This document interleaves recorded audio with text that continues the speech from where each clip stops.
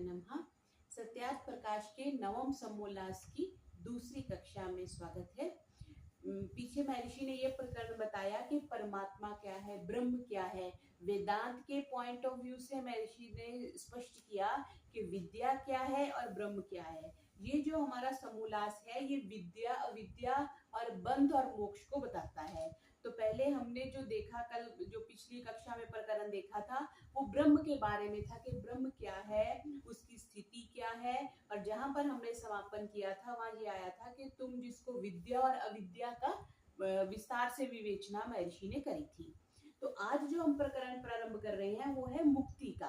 तो महर्षि क्या लिखते हैं, अब मुक्ति बंध का वर्णन करते हैं। जो मेरे पास पुस्तक है उसमें पृष्ठ संख्या है 161।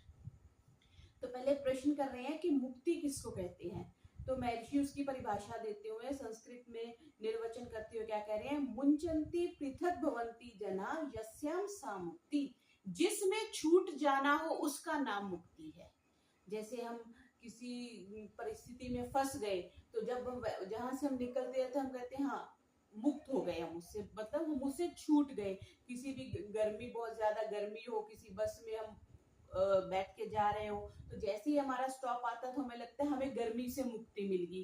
प्रतिदिन छोटी छोटी चीजों से हमें मुक्ति मिल रही है। बचपन में जो हमारे बंधन के कारण थे युवावस्था में वो खत्म हो गए, फिर युवावस्था में जो बंधन के कारण थे वो वृद्धावस्था में समाप्त हो गए। तो ऐसे ही बंधन के कारण जो है वो बदलते रहते हैं। बचपन में हम खिलौनों से बंधे हुए थे, युवावस्था में हम खिलौनों से नहीं बंधे हुए, हम मित्रों से बंधे हुए हैं। फिर वृद्धावस्था में मित्र भी बहुत कम हो जाते हैं, फिर हम किसी और पुत्र मोह से या पौत्र मोह से बंध जाते हैं। तो भिन्न भिन्न समय पर भिन्न भिन्न बंधन आ जाते हैं।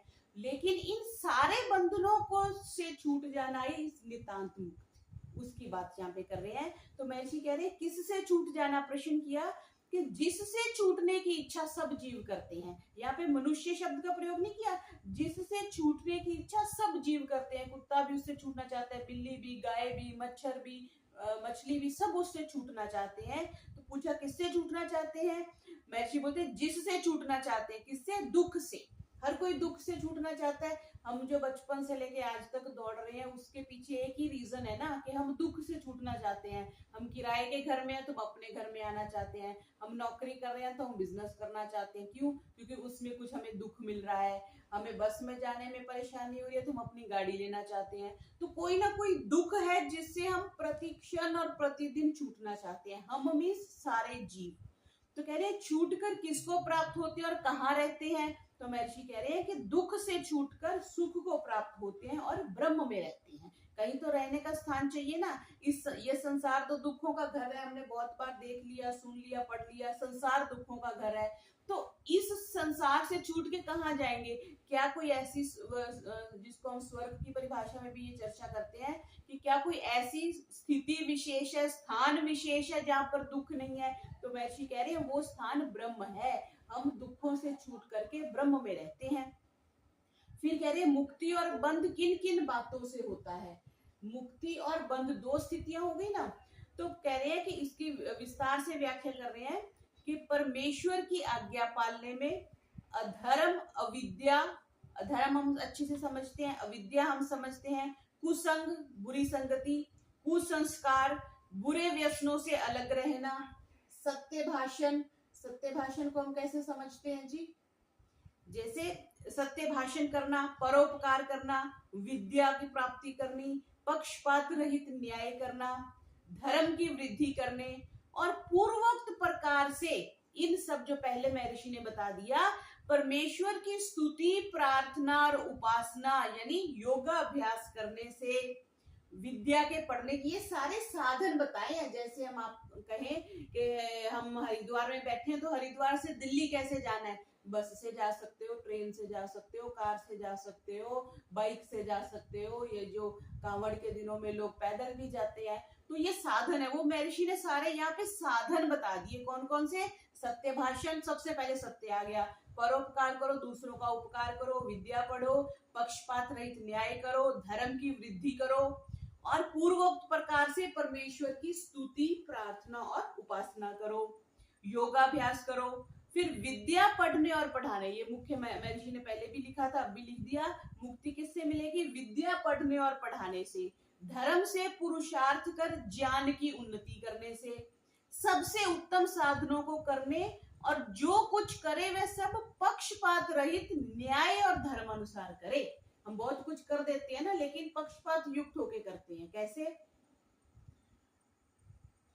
भंडारा किया, उसमें बहुत लोगों के लिए हमने भोजन तैयार करवाया, और जिस हलवे में जहां जहां ड्राई फ्रूट है, जब अपने मित्र लोग आए तो उनको ड्राई फ्रूट वाली जगह से डाल दिया और दूसरों को नीचे से डाल दिया। हम कई बार बहुत बड़ा बड़ा परोपकार करते करते भी हम पक्षपात युक्त हो जाते हैं। मित्र लोगों के साथ, परिवार के लोगों के साथ, बड़े लोगों के साथ हम पक्षपात युक्त। तो महर्षि क्या करें? पक्षपात रहित न्याय और धर्मानुसार जो कार्य करना है वो करने से ही क्या होगा कि आपको मुक्ति की प्राप्ति होगी। इत्यादि साधनों से मुक्ति और इनके विपरीत ईश्वर आज्ञा भंग करने आदि से बंध होता है। ये सारे जो बता दिए, इनको अगर आप करते हो तो इनसे तो मुक्ति होती है, और इनके विपरीत ईश्वर की आज्ञा भंग करने से क्या होता है? बंधन होता है। फिर कह रहे मुक्ति में जीव का लय होता है या विद्यमान रहता है? लय होता है मिक्स हो जाना, जैसे दूध पानी में मिक्स हो जाता है तो दूध और पानी का लय हो गया, ठीक है जी। और विद्यमान मीन्स जैसे आपने दूध में बादाम डाल दिए, साबुत बादाम डाल दिए, तो फिर वो मिक्स नहीं होते, वो अलग ही बने रहते हैं। तो जो अलग बना रहना हो गया, तो महर्षि क्या कह रहे हैं कि विद्यमान रहता है, मीन्स मुक्ति में जो जीव की स्थिति है वो ऐसे ही रहती है जैसे दूध में बादाम रहता है। दूध में पानी की तरह नहीं हो जाता, ब्रह्म और जीव मिल नहीं जाते, कच्ची लस्सी नहीं बन जाती, उसमें दूध में अलग सत्ता रहती है, जैसे वो साबुत बादाम आपने दूध में डाल दिए। फिर महर्षि अपने तरफ से प्रश्न करते हैं कि कहाँ रहता है जीव? तो कहते हैं ब्रह्म में रहता है। ब्रह्म कहाँ है? वह मुक्त जीव एक ठिकाने रहता है या स्वेच्छाचारी होकर सर्वत्र विचरता है? इसके उत्तर में क्या करें? जो ब्रह्म सर्वत्र पूर्ण है, सब जगह वो ब्रह्म है, उसी में मुक्त जीव अव्याहत गति। अव्याहत गति क्या होती है? कि उसको कहीं रुकावट नहीं है, वो विज्ञान और आनंद पूर्वक सर्वत्र स्वतंत्र विचरता है। हम दुनिया में स्वतंत्र नहीं विचर सकते ना, हम भारत में विचर सकते हैं, हम चाइना में नहीं विचर सकते बिना वीजा के, हम पाकिस्तान में नहीं जा सकते, बांग्लादेश नहीं जा सकते, किसी भी और देश में नहीं जा सकते। क्यों? अव्याहत गति नहीं है हमारी, हमें पासपोर्ट चाहिए, हमें वीजा चाहिए, हमें कितनी सारी फॉर्मेलिटीज चाहिए। तो यहाँ पे ये कह रहे हैं कि जो मुक्ति में जीव अव्याहत गति, उसको कोई बंधन नहीं है, वो कभी चांद पे चला जाए, कभी सूर्य पे चला जाए, कभी पृथ्वी लोक में आ जाए, कभी किसी और लोक में चला जाए, उसको कहीं भी कोई रुकावट नहीं है, कोई वीजा नहीं दिखाना, कोई टिकट नहीं लेनी, कोई परमिशन नहीं लेनी, और विज्ञान और आनंद पूर्वक स्वतंत्र विचरता है। स्वतंत्र हम अच्छे से समझते हैं। तो कह रहे हैं कि मुक्त जीव का स्थूल शरीर रहता है या नहीं? तो कह रहे हैं कि स्थूल शरीर नहीं रहता। स्थूल शरीर जो हमारे 5 भूतों से बना हुआ है, यह मुक्ति में नहीं रहता है, ये महर्षि यहाँ पे कह रहे हैं। फिर कह रहे हैं कि जो जीव है वह सुख और आनंद कैसे भोगता है? अब जिस व्यक्ति को टीवी देखना है तो उसकी आंखें होंगी तभी देखेगा, जिसके कान होंगे तभी वो सुनेगा। तो यहाँ पे कह रहे हैं कि जब जीव के पास स्थूल शरीर ही नहीं है तो वो कैसे भोगेगा? जैसे जिसके हाथ नहीं है तो वो भोजन कैसे मुंह में लेके जाके खाएगा? तो वो कह रहे हैं उसके सत्य, संकल्प, स्वाभाविक गुण, सामर्थ्य सब रहते हैं। क्या क्या बोला? एक सत्य संकल्प आदि बोल दिए, संकल्प उसके रहते हैं, और स्वाभाविक गुण और सामर्थ्य रहते हैं। स्वाभाविक गुण क्या है? आगे इसकी चर्चा करेंगे कि भौतिक संग नहीं रहता, मतलब भौतिक संग ये शरीर का हो गया ना, आंख, कान, नाक, मुंह जो दिख रहे हैं वो तो मुक्ति में नहीं रहते, लेकिन आत्मा के जो स्वाभाविक गुण और सामर्थ्य वो रहते हैं।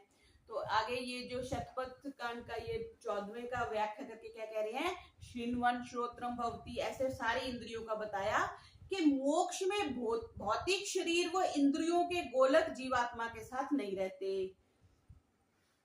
आंख, नाक, कान ये तो मुक्ति में नहीं रहेंगे, किंतु अपने स्वाभाविक शुद्ध गुण रहते हैं, जो सूक्ष्म शरीर के गुण हैं वो रहते हैं। जब सुनना चाहता है तब श्रोत्र, जब स्पर्श करना चाहता है तब त्वचा, देखने के संकल्प से चक्षु, स्वाद के अर्थ से रसना, गंध के लिए नासिका, संकल्प विकल्प करने के लिए मन, निश्चय करने के लिए बुद्धि और स्मरण करने के लिए चित्त और अहंकार के अर्थ के लिए अहंकार रूप अपनी स्वशक्ति से जीवात्मा मुक्ति में हो जाता है।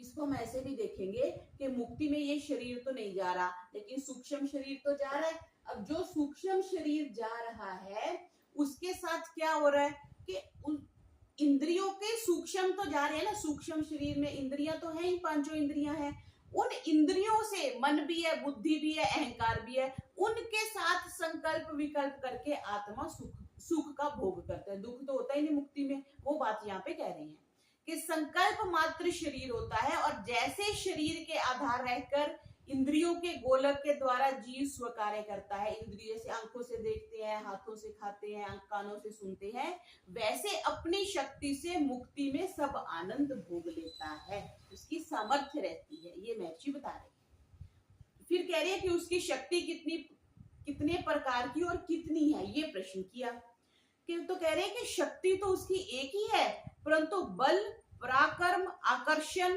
प्रेरणा, गति, भीषण, विवेचन, क्रिया, उत्साह, स्मरण, निश्चय, इच्छा, प्रेम, द्वेष, संयोग, विभाग, संयोजक, विभाजक, श्रवण, स्पर्शन, दर्शन, स्वादन और गंध ग्रहण, ये 24 शक्तियां हैं। ये आत्मा की शक्तियां कही गई हैं। आत्मा की शक्तियां हैं तो चाहे वो शरीर में रहे चाहे शरीर से बाहर रहे, ये शक्तियां तो उसके पास रहेंगी। जैसे हमारे राज्यपाल जी उस दिन आए हुए थे, आचार्य देवव्रत जी, वो चाहे गुजरात में बैठे, चाहे वो हरियाणा में बैठे, चाहे वो दिल्ली में बैठे, उनकी शक्तियां तो उनके पास रहेंगी ना। उनकी वो जो अथॉरिटी होती है, अथॉरिटेटिव सिग्नेचर लिखा होता है ना, सिग्नेटरी जो होती है, वो तो वही बनी रहेगी चाहे वो कहाँ भी रहे। वैसे ही आत्मा के ये जो 24 गुण बता दिए ना, बल, पराक्रम, गति है, वो स्मरण कर सकता है, वो निश्चय कर सकता है, वो इच्छा कर सकता है, वो प्रेम कर सकता है, ये सारी आत्मा की स्वाभाविक शक्तियां बनी रहती है, चाहे वो बंधन में रहे चाहे वो मुक्ति में रहे। फिर कह रहे हैं जो मुक्ति में जीव का लय होता तो मुक्ति का सुख कौन भोगता, और जो जीव के नाश को मुक्ति समझते हैं वे तो महामूढ़ है। जीव का नाश नहीं होता मुक्ति में, आत्मा का नाश नहीं होता। यहाँ पे ये कह रहे हैं क्यों, क्योंकि मुक्ति जीव का यह है कि दुखों से छूटकर आनंद स्वरूप सर्वव्यापक अनंत परमेश्वर में जीवों का आनंद में रहना। क्योंकि संसार तो दुखों का घर है, तो ये संसार को छोड़ करके परमात्मा में रहना, जैसे नॉन एसी कमरे से निकल के एसी कमरे में रहना ही एक तरह से गर्मी से मुक्ति है। बस अब आनंद भोगने के लिए इधर हम गर्मी तो सशरीर और ठंड जो है सशरीर भोग रहे हैं, मुक्ति में शरीर भी नहीं रहेगा लेकिन फिर भी सुख और आनंद की अनुभूति होगी। क्यों, अब आओ ऊपर देखिए, मतलब इतनी बारीकी से महर्षि ने सत्यार्थ प्रकाश में भी व्याख्या करी है ना। ऊपर पहले उन्होंने गुण लिख दिए कि ये सारे गुण उसमें उपस्थित है। अब आनंद कैसे आप भोगेंगे जी, या तो आप श्रवण से भोगेंगे या आप महसूस करेंगे, उसके लिए मन चाहिए। तो ऊपर पहले ही बता दिया कि उसके पास मन भी है, उसके पास बुद्धि भी है, उसके पास अहंकार भी है, और उसमें प्रेम, द्वेष, संयोग, विभाव, आकर्षण सब कुछ उसमें है। देखो स्पर्शन भी लिख दिया, मतलब आत्मा स्पर्श भी कर सकता है, आत्मा दर्शन भी कर सकता है, स्वादन भी कर सकता है। जिनके पास सिद्धियां आती है ना, बड़े बड़े सिद्ध होते हैं, वो बताते हैं ना कि उनके गुरुजी ने उनको दर्शन दिया, ये बताया।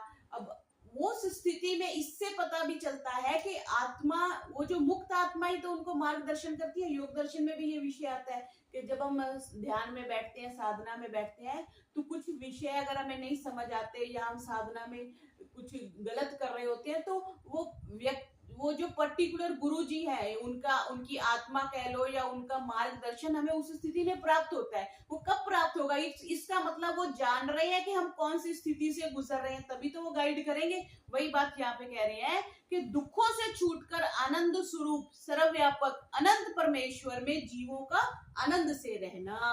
देखो वेदांत शारीरिक सूत्रों में वेदांत के फिर सूत्र देके व्याख्या कर रहे हैं। जो बादरी व्यास का पिता है वह मुक्ति में जीव और उसके साथ मन का भाव मानते हैं। मुक्ति में भी जीव जो है, आत्मा है, उसके साथ मन का भाव मानते हैं, अर्थात जीव और मन का लय पराशर जी नहीं मानते, ऐसा महर्षि कह रहे हैं।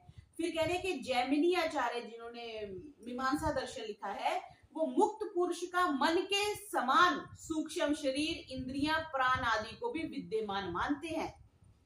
हम तो सिर्फ सूक्ष्म शरीर मानते हैं ना, कि मुक्ति में सूक्ष्म शरीर जाता है, स्थूल शरीर को तो हम जला देते हैं, वो तो खत्म हो गया, तो सूक्ष्म शरीर मुक्ति में जा रहा है। तो यहाँ पे ये कह रहे हैं कि सूक्ष्म शरीर, इंद्रियां, प्राण आदि को भी विद्यमान मानते हैं। यहाँ पे प्राण उन्होंने एक एडिशन कर लिया। फिर कह रहे हैं व्यास मुनि मुक्ति में भाव और अभाव इन दोनों को मानते हैं। ऊपर तो उन्होंने भाव मीन्स होना, किसी चीज की प्रेजेंस होनी, अर्थात शुद्ध सामर्थ्य युक्त जीव जो है वो मुक्ति में बना रहता है। ये नहीं कि मुक्त हो गया तो वो स्पर्श नहीं कर सकता, वो देख नहीं सकता, वो प्रेम नहीं कर सकता, वो आकर्षण नहीं कर सकता, ऐसा नहीं है, वो ये सब करता है। अपवित्रता, पाप आचरण, दुख, अज्ञान आदि का अभाव मानती है। नेगेटिव तो होगा ही नहीं, क्योंकि हम गर्मी से निकल के अगर एसी रूम में जा रहे हैं तो वहां गर्मी की तो कोई स्थिति है ही नहीं। फिर उपनिषद का वचन बता रहे हैं कि जब शुद्ध मन युक्त 5 ज्ञान इंद्रियां जीव के साथ रहती हैं और बुद्धि का निश्चय स्थिर होता है, उसको परम गति अर्थात मोक्ष कहते हैं। इसको आप अंडरलाइन कर लेंगे, इसको आप स्मरण भी करेंगे। उपनिषद का वचन क्या कहता है? जब शुद्ध मन युक्त, यहाँ पे शुद्ध मन आया, सिर्फ मन नहीं आया, वो मन जिसमें कोई राग नहीं है, कोई द्वेष नहीं है, कोई इच्छाएं नहीं है, कोई भटकन नहीं है, उस शुद्ध मन के साथ 5 ज्ञानेंद्रियां, आंख, नाक, कान, स्पर्श, जो हमारी 5 ज्ञानेंद्रियां हैं, वो जीव के साथ रहती है। ठीक है जी। और बुद्धि का निश्चय, और बुद्धि भी साथ में रहती है, उसको परम गति अर्थात मोक्ष कहती है। तो इसका मतलब इससे स्पष्ट हो गया कि जो आत्मा है उसके ये 5 जो सब्जेक्ट्स हैं वो उसको रिसीव करती है और उनको आनंद को भोगती हैं। फिर आगे ये छांदोग्य उपनिषद का बता रहे हैं कि जो परमात्मा के बारे में क्या बताया कि वो सर्व पाप, सभी पापों से जरा कह देते हैं बीमारी को, मृत्यु, शोक, क्षुधा कहते हैं भूख को, पिपासा प्यास से रहित है, सत्य काम और सत्य संकल्प है। ये बहुत बार महर्षि ने शब्द प्रयोग किया। सत्य को तो वो स्ट्रेस देते ही देते हैं। सत्य काम, हमारी कामनाएं सत्य नहीं होती, हमारी कामनाएं असत्य भी हो जाती है। और सत्य संकल्प, उसके संकल्प भी हमेशा सत्य होते हैं। हमारे तो संकल्प विकल्प हो जाते हैं। आज निकले थे कि आज हम कुछ काम करके आएंगे, 5,000 का काम करके आएंगे, हमारा तो काम हुआ ही नहीं, 3,000 का ही हुआ, तो हमारा संकल्प विकल्प हो गया ना, हमारा सत्य संकल्प नहीं हुआ। तो लेकिन जो महर्षि के संकल्प होते हैं वो क्या है, वो सत्य, जो मुक्त आत्मा के, परमात्मा के जो संकल्प हैं वो सत्य संकल्प होते हैं। फिर क्या कहा, उसकी खोज और उसी को जानने की इच्छा करनी चाहिए। किसकी इच्छा करेंगे हम? किसकी इच्छा करते हैं? जिसके पास बड़ी कुर्सी है, जिसके पास बड़ा धन है। लेकिन महर्षि कहते हैं कि उस परमात्मा की खोज और उसी को जानने की इच्छा करनी चाहिए। कौन? जो पाप से रहित है, जो मृत्यु से रहित है, जिसको शोक नहीं होता, जिसको भूख प्यास नहीं होती, और जिसके सारे संकल्प जो है वो सत्य होते हैं। जिस परमात्मा के संबंध से मुक्त जीव सब लोकों और सब कामों को प्राप्त होता है, जो परमात्मा को जान के मोक्ष के साधन और अपने को शुद्ध करना जानता है, वही मुक्ति को प्राप्त कर सकता है। 2 कंडीशन बता दी, जो तो उसको जानना चाहता है और मोक्ष के साधन भी करता है, और अपने को शुद्ध करना जानता है कि शुद्ध कैसे करना है। कल ही कोई चर्चा कर रहा था कि वास्तविक साधना है क्या। साधना का बस एक सीधा और सरल उत्तर यही है कि हम राग द्वेष से हट जाएं, बस। इससे बड़ी कोई परिभाषा नहीं है। महर्षि व्यास योग दर्शन में यही कहते हैं, हर प्रकार के राग द्वेष से दूर हो जाओ। लाभ, हानि, सुख, दुख, वो वही है। राग भी जो अच्छा लगता है, द्वेष जो अच्छा नहीं लगता। हमें कुछ भी ऐसा ना हो कि जो हमें अच्छा लगे, और कुछ भी ऐसा ना हो जो हमें बुरा लगे। ऐसी स्थिति बना के रखना ही साधना है। तो कहा, सो यह मुक्ति को प्राप्त जीव शुद्ध दिव्य नेत्र, शुद्ध मन से कामों को देखता, प्राप्त होता हुआ रमन करता है। तो महर्षि यहाँ स्पष्ट कर रहे हैं कि यहाँ से भी परमात्मा की सर्वव्यापकता सिद्ध हो रही है कि ब्रह्म सब जगह है, और उसमें जीव चला गया तो वो किससे? शुद्ध मन से प्राप्त होता हुआ रमन करता है। रमन इसीलिए करेगा, सब जगह रमन करेगा, अव्याहत गति से करेगा, उसको कोई ऑब्स्ट्रक्शन नहीं है, कोई बाधा नहीं है, और परमात्मा सर्वव्यापक है, इसलिए वो सब लोकों में जा सकता है। फिर कह रहे हैं, जो ये ब्रह्मलोक अर्थात दर्शनीय परमात्मा में स्थित होके मोक्ष सुख को भोगते हैं, और इसी परमात्मा का, जो कि सबका अंतर्यामी आत्मा है, उसकी उपासना मुक्ति की प्राप्त करने वाले विद्वान लोग करते हैं। किसको उपासना परमात्मा की करनी है? जो मोक्ष सुख को पाना चाहते हैं और जो सबका अंतर्यामी आत्मा है उसकी उपासना करते हैं, दूसरों की उपासना नहीं करते, क्योंकि दूसरों की उपासना करने से हमें क्या होगा? मुक्ति की प्राप्ति नहीं होगी। बाकी चीजें तो प्राप्त हो जाएंगी, लेकिन मुक्ति की प्राप्ति के लिए हमें उस परमात्मा की उपासना करनी पड़ेगी। फिर क्या कह रहे हैं? उससे उनको सब लोक और सब काम जो है वो प्राप्त होते हैं।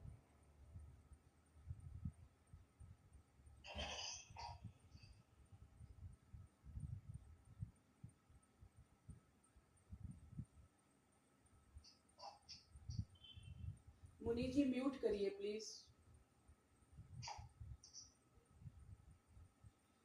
उससे उनको सब लोक और सब काम प्राप्त होते हैं। किसको प्राप्त होंगे जी? जो उस परमात्मा की उपासना करते हैं, अर्थात जो जो संकल्प करते हैं वह लोक और वह काम प्राप्त होता है। जो मुक्त आत्मा फिर जो भी संकल्प करती है उसको उस सब चीजों की प्राप्ति होती है। और वे मुक्त जीव स्थूल शरीर छोड़ के संकल्पमय शरीर से आकाश में परमेश्वर में विचरते हैं। इसको भी अंडरलाइन कर लेंगे। मुक्त जीव के लिए क्या कह दिया? स्थूल शरीर को छोड़ करके संकल्पमय शरीर से आकाश में परमेश्वर में विचरते हैं। क्योंकि जो शरीर वाले होते हैं वे सांसारिक दुख से रहित नहीं हो सकते। सांसारिक दुख में जो बंधा हुआ है वो तो आकाश में विचरण नहीं कर सकता। परमात्मा में विचरण कौन करती है जी? जो मुक्त जीव हो गए। मुक्त जीव कौन हो गए? जिन्होंने परमात्मा की प्राप्ति कर ली, जो मुक्ति को प्राप्त हो गए, ये उनके लिए बात कर रहे हैं। फिर कहा, जैसे इंद्र से प्रजापति ने कहा कि परम पूजित धन युक्त पुरुष यह स्थूल शरीर मरण धर्मा है। ये तो हमें बहुत स्पष्ट है ना कि ये जो स्थूल शरीर है ये मरण धर्मा है, ये मरने वाला है। एक ना एक दिन ये शरीर जो है वो छूटने वाला है। तो वहां पे ये कह रहे हैं कि जो जैसे सिंह के मुख में बकरी होवे, सिंह का मुख, शेर के मुख में जैसे बकरी की गर्दन है वैसे ही हमारा जीवन है। वैसे ये शरीर जो है मृत्यु के मुख के बीच में है। मृत्यु का बहुत बड़ा जो मुख है उसके बीच हम बैठे हुए हैं। वो एक कहानी भी बताते हैं ना, एक व्यक्ति है वो जो ऊपर लटक रहा है, नीचे उसके जिससे लटक रहा है वो जो जल पी रहा है, वो एक तरह से जो सर्प है उसके मुख से जहर आ रहा है, तो वो उसको जल समझ के ग्रहण करने की कोशिश कर रहा है। मतलब जीव आत्मा इतने प्रकार के दुखों से बंधी हुई है कि हर तरफ उसके मृत्यु है। तो वही बात कह रहे हैं, जैसे बकरी शेर के मुख में है वैसे ही जो ये शरीर है ये मृत्यु के मुख के बीच में है। सो शरीर इस मरण और शरीर रहित जीवात्मा का निवास स्थान है। शरीर रहित जीवात्मा का निवास स्थान ये स्थूल शरीर है। इसलिए क्या करना चाहिए? जीव सुख और दुख से सदा ग्रस्त रहता है, क्योंकि शरीर सहित जीव की सांसारिक प्रसन्नता की निवृत्ति होती ही है। शरीर सहित जो जीव है ना, जो शरीर सहित मीन जैसे हम हैं, हमारे अंदर आत्मा भी है और शरीर भी है, हमारी प्रसन्नता छूटेगी छूटेगी। आज हम प्रसन्न है तो कल हम दुखी होंगे ही होंगे, तो हमारी स्थिति बदलती रहती है। वही बात कह रहे हैं कि हम हमेशा, हमारी जो प्रसन्नता है वो लगातार नहीं बनी रह सकती। और जो शरीर रहित मुक्त आत्मा, जिसके पास ये शरीर नहीं है, 5 भौतिक शरीर नहीं है, वह मुक्त जीवात्मा ब्रह्म में रहता है, उसको सांसारिक सुख दुख का स्पर्श नहीं होता। आदि भौतिक, आदि दैविक और आध्यात्मिक 3 प्रकार के दुख कहे ना, वो दुख किनको होते हैं? जो सशरीर होते हैं, शरीर में होते हैं। तभी तो जो महात्मा लोग बोलते हैं कि हमको शरीर नहीं चाहिए, परमात्मा हर कंडीशन पे चाहिए, क्योंकि शरीर आएगा तो दुख आएंगे ही आएंगे, किंतु सदा आनंद में रहता है जो मुक्त हो जाता है। फिर आगे क्या कह रहे हैं कि जीव मुक्ति को प्राप्त होकर पुनः मरण रूपी दुख को कभी आते हैं या नहीं? जैसे हमने एक बार स्कूल छोड़ दिया, स्कूल से मुक्त हो गए तो मुक्त हो ही गए ना, कॉलेज से मुक्त हो गए तो मुक्त हो गए, दोबारा तो कॉलेज में नहीं गए। तो यहाँ पे वही वो प्रश्न कर रहा है विद्यार्थी, महर्षि से क्या प्रश्न करता है कि अगर एक बार मुक्ति में चले गए तो क्या वापिस आना पड़ेगा? उसका उत्तर महर्षि कह रहे हैं, और वो जो श्रीमद् भगवत गीता का भी एक उद्धृत करके वो प्रश्नकर्ता कह रहा है, यद गत्वा न निर्वर्तन्ते तद धाम परमम मम, वो मेरे परम धाम में आ जाते हैं। उसका उदाहरण देके वो कह रहे हैं कि मुक्ति वही है जिससे निवृत्त होकर पुनः संसार में कभी नहीं आता। ये पूर्व पक्षी की बात है, ये नेगेटिव है, मीन्स ये गलत बात को उद्धृत करके प्रश्नकर्ता प्रश्न कर रहा है। तो महर्षि क्या उत्तर दे रहे हैं कि यह बात ठीक नहीं है। क्यों? वो ऋग्वेद के पहले मंडल के 24वें सूक्त का प्रथम और द्वितीय मंत्र देके क्या कह रहे हैं कि इदानीम इव सर्वत्रम नात्यंत उच्छेद, सांख्य दर्शन का ये सूत्र भी है। किसी भी विषय के रिजल्ट पे पहुंचने के लिए हमें ओवरऑल पता होना चाहिए। जैसे हम कैसे कह सकते हैं इस चीज को, सिर्फ आप किचन में खड़े होके आप एक इंग्रेडिएंट लेके कोई आप डिश तैयार नहीं कर सकते। कुछ ना कुछ आपको सारे इंग्रेडिएंट्स चाहिए, आपको पात्र भी अलग अलग चाहिए, आपको एनवायरनमेंट भी चाहिए। कभी आपको माइक्रोवेव यूज करना है, कभी फ्रिज का यूज हो रहा है, कभी गैस का यूज हो रहा है। तो इन सब के योग से ही आप किसी डिश को बना सकते हैं। वैसे ही सारे शास्त्रों को जिन्होंने पढ़ा है, उस दिन को एक महाराज जी भी कथा में ये बात कह रहे थे, जिसने सारे शास्त्रों को पढ़ा है वही आपको एक क्लियर कट निर्णय दे सकता है। अब इससे श्रीमद् भगवत गीता से तो ये प्रकरण में आ रहा है कि एक बार मुक्ति होगी तो वापस नहीं आना पड़ेगा। फिर शारीरिक सूत्र का भी उन्होंने एक उद्धृत कर दिया कि इससे भी पता चल रहा है कि मनुष्य जीवात्मा वापस शरीर में नहीं आते या संसार में नहीं आते। फिर उपनिषद का भी उन्होंने वचन दे दिया। तो हम जिसने सिर्फ उपनिषद पढ़े या जिसने सिर्फ श्रीमद् भगवत गीता पढ़ी, तो उसको तो ये लगेगा कि पुनरावृत्ति नहीं होती। पर जिसने वेद पढ़ लिया वो क्लियर कट महर्षि उत्तर दे रहे हैं नहीं। तो हम लोग इसका नाम पवित्र जाने। तो महर्षि कह रहे हैं यह बात ठीक नहीं है। क्यों? क्योंकि यहाँ पे उन्होंने एग्जाम्पल देके बता दिया, उदाहरण देके बता दिया कि ऋग्वेद का मंत्र ये कहता है कि वापिस आपको मुक्ति के बाद इस संसार में आना ही पड़ता है। इसको आगे व्याख्या कर रहे हैं महर्षि कि हम लोग किसका नाम पवित्र जाने, कौन नाश रहित पदार्थों के मध्य में वर्तमान देव सदा प्रकाश स्वरूप है, हमको मुक्ति का सुख भुगाकर पुनः इस संसार में जन्म देता और माता पिता का दर्शन कराता है। ये देखो, अगर ये आ रहा है ना, इस पहले मंत्र का ये अर्थ आ गया ना, पितरम च दृश्येयम मातरम च, पुनः माता और पिता के दर्शन कब होंगे? जब हम शरीर में आएंगे। तो ये कह रहे हैं कि हम इस स्व प्रकाश स्वरूप अनादि सदा मुक्त परमात्मा का नाम पवित्र जाने। उस परमात्मा का नाम ही पवित्र है। कौन? जो हमको मुक्ति में आनंद भुगाकर पृथ्वी में पुनः माता पिता के संबंध में जन्म देकर माता पिता का दर्शन कराता है। वही परमात्मा है जो पहले अनंत काल कह लो या बहुत लंबे काल तक हमें मुक्ति में रखता है, फिर वापिस हमें माता पिता के दर्शन करवाते हैं, मीन्स इस शरीर में आते हैं। वही परमात्मा मुक्ति की व्यवस्था करता है और वो सबका स्वामी है। ये दूसरे का अर्थ किया। तो महर्षि क्या कह रहे हैं? जैसे इस समय बंध मुक्त जीव हैं, वैसे ही सर्वदा रहते हैं। अत्यंत विच्छेद बंध मुक्ति का कभी नहीं होता, किंतु बंध और मुक्ति सदा नहीं रहती। इसका अर्थ क्या हुआ कि बंध और मुक्त जीव हमेशा है। आज भी अगर इस क्षण भी देखें तो बहुत बंध जीव तो हमें पता ही है, हम कितनी 6 करोड़ 7 अरब कितनी सृष्टि हुई पड़ी है। ये तो सिर्फ मनुष्यों की हमने जनगणना करी है, लेकिन हमें जीवों का नहीं पता। कुत्ते कितनी है, बिल्ली कितनी है, मच्छर कितनी है, मक्खी कितनी है। तो जितने भी सारे जीव है ये तो बंद हो गए। मुक्ति में कितने हैं वो हमें नहीं पता, लेकिन मुक्ति में भी जीव है। ऐसा ही अत्यंत विच्छेद नहीं होता। ऐसा कभी नहीं होगा कि सारे मुक्ति में चले जाएं या सारे बंधन में आ जाए। ये बात कह रहे हैं वैसे ही सर्वदा रहते हैं, मीन्स अत्यंत विच्छेद बंध मुक्ति का कभी नहीं होता कि सारे जीव मुक्ति में चले गए तो सृष्टि समाप्त हो जाएगी, और सृष्टि समाप्त हो जाएगी तो और मुक्ति नहीं रहेगी। ऐसा भी नहीं है। मीन्स हर काल में कुछ जनसंख्या बंध में रहती है, कुछ मुक्त रहती है, किंतु बंध और मुक्ति सदा नहीं रहती। लेकिन ऐसा नहीं है कि एक आत्मा हमेशा के लिए बंधन में रहे और एक आत्मा हमेशा ही मुक्ति में रहे, ऐसा नहीं हो सकता। तो इससे क्या पता चलता है? इससे हमें एक थोड़ा धीरज भी मिलता है, थोड़ा दिलासा भी मिलता है कि हम भी कभी ना कभी मुक्ति में गए थे और आगे मुक्ति में जाएंगे। तो ये प्रोसेस कॉन्टिन्यूस है। तो जो कॉन्टिन्यूस होता है ना, उसमें हमें दुख नहीं होता। जैसे नौकरी से रिटायर हो गए तो हम दोबारा ऑफिस नहीं जा सकते, वो हमें घुसने ही नहीं देंगे कि आप तो रिटायर हो गए। तो लेकिन अगर ट्रांसफर हो जाए तो फिर हम वापस उस ऑफिस में जा सकते हैं। बस ट्रांसफर हमें अच्छी क्यों लगती है? We are still in the job, हमें पता ना एक नौकरी में जाके दोबारा भी आ सकते हैं। रिटायरमेंट अच्छी नहीं लगती, डर होता है। बहुत से लोग रिटायरमेंट के बाद डिप्रेशन में चले जाते हैं, क्यों? क्योंकि सारा सर्कल खत्म हो गया, सारी सिक्योरिटी सी जो लोगों की होती है वो समाप्त हो जाती है। तो ऐसे ही जो परमात्मा की जो सृष्टि है उसमें आप रिटायर कभी नहीं होंगे कि आप बंधन में थे तो अब आप मुक्ति में चले गए ना। बंधन में हो तो मुक्ति में अवश्य जाओगे, मुक्ति में हो तो बंधन में अवश्य आओगे। यही बात यहाँ पे कह रहे हैं। इस समय जो बंधन मुक्त जीव है वो कभी मुक्ति में गए थे, फिर बंधन में आ जाएंगे, फिर हम मुक्ति में जाएंगे।